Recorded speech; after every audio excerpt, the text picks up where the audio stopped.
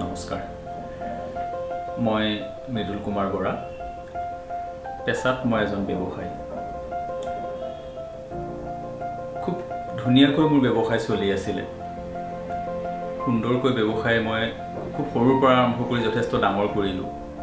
ব্যৱসায়ত লাভ কৰিলো নিজা মহানগৰীত নিজা মাটিও কৰিলো কিন্তু হঠাতে কি হৈ গ'ল ক'ব নোৱাৰো এটাই কিফালৰ পৰা কিবা এটা ব্লকেজে যেন মোক আগুৰি ধৰিলে এই ব্যৱসায় বন্ধ হৈ গ'ল ব্যৱসায়ত বহুত লোকচান হ'ল ইমান লোকচান হ'ল যে মোৰ একেবাৰে ৰাজহাড় ভাঙি যোৱা নিচিনাকৈ লোকচান হ'ল মোৰ সাংঘাতিক ডিপ্ৰেছনত ভুগিলো সেই সময়টোত এনেকুৱা আছিলে যিখিনি বন্ধু বান্ধৱে মোক চাৰিওফালৰ পৰা আগুৰি ধৰি আছিল সেই বন্ধু বান্ধৱখিনি যেতিয়া মোৰ ব্যৱসায়ত লোকচান হ'ল এটা কিফালৰ পৰা মোৰ হাতত টকা পইচা নাইকিয়া হ'ল মোৰ মাটি বিক্ৰী কৰিব লগা অৱস্থা হ'ল সকলো বন্ধু বান্ধৱ লগ বন্ধু গুটিখিনি মোৰ পৰা আঁতৰি গুচি গ'ল একদম সম্পূৰ্ণ অকলশৰীয়া অনুভৱ কৰি মই খুব হতাশাত ভুগিলোঁ তেনেকুৱাতে মোৰ এজন বন্ধুৱে যাদু সম্ৰাট বিক্ৰমৰ ওচৰলৈ মোক লৈ গ'ল তেখেতক মই গোটেই ঘটনাখিনি মই সবিশেষ তেখেতক বিৱৰি ক'লোঁ তেখেতে গোটেইখিনি মোৰ চালি জাৰি চালে এষ্ট্ৰলজিকেলি তেখেতে মোক খুব ডাঙৰ উপদেশ কেইটামান দিলে তেখেতে কেইটামান ৰিমেডিজ দিলে কেইটামান কাম কৰিবলৈ দিলে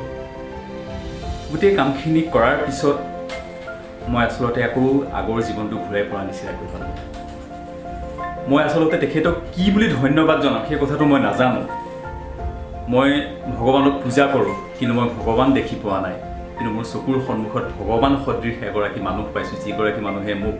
বোকাৰ পৰা আকৌ তুলি আনিছিলে মই যেতিয়া একেবাৰে সৰ্বস্ব হেৰুৱাই মই বোকাত পৰিছিলোঁ বোকাৰ পৰা তুলি আনিছিলে মোৰ এনেকুৱা লাগিছিলে ৰজা হৰিচন্দ্ৰই যেনেধৰণে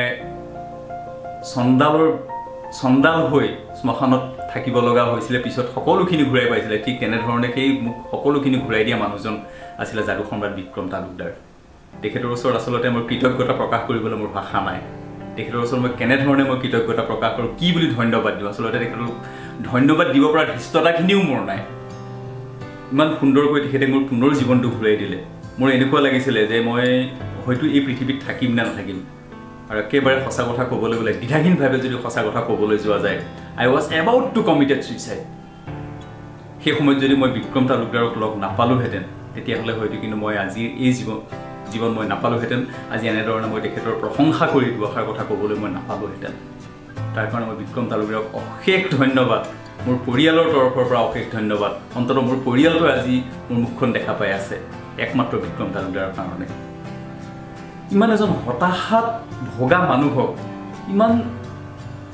শাৰীৰিকভাৱে দুৰ্বল হৈ যোৱা মানুহক ইমান মানসিকভাৱে ভাগি পৰা মানুহক ব্যৱসায়ত ইমান লোকচান খাই একেবাৰে ডুবি যোৱা মানুহ এজনক যে উঠাই আনিব পাৰি সেই কথাটো মোৰ জীৱনত যদি মই নিজে নাপালোহেঁতেন কোনোবাই ক'লে কিন্তু মই বিশ্বাস নকৰিলোহেঁতেন আৰু সেইটো একমাত্ৰ সম্ভৱ হৈছে বিক্ৰম তালুকদাৰৰ কাৰণে তেখেতৰ ওচৰত মই ইয়াৰ পৰাই মই তেখেতক নমস্কাৰ জনাইছোঁ যিজনে মোক পুনৰ জীৱন দিলে